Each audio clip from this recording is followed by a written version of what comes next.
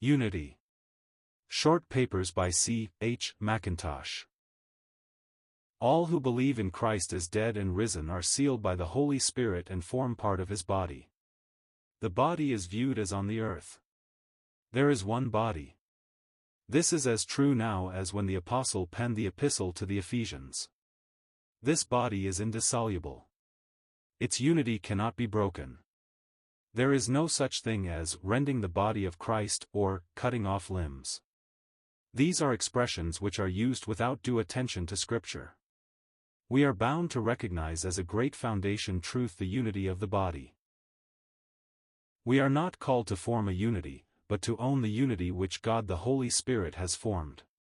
It is as contrary to the truth to set about forming a unity as to set about working out righteousness for ourselves. God reveals his righteousness on the principle of faith, we believe and possess it.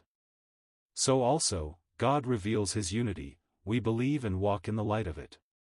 Sadly, men refuse to submit to God's righteousness and go about to establish their own. In like manner men refuse God's unity and go about to form their own, but both man's righteousness and man's unity must pass away like the vapors of the morning, whereas the righteousness and the unity which are of God shall endure through everlasting ages.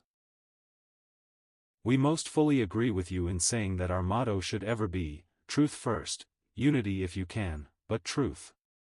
If unity is attained by the sacrifice of truth, it cannot be the unity of the Spirit.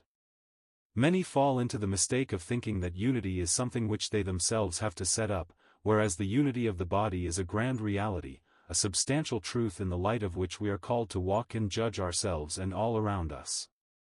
We are no more competent to form that unity than we are to atone for our sins or to work out a righteousness for ourselves.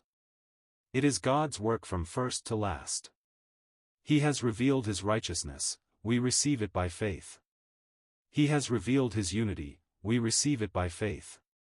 As it would assuredly be a grave error for us to attempt to work out our own righteousness, so it is a grave error to attempt to work out our own unity.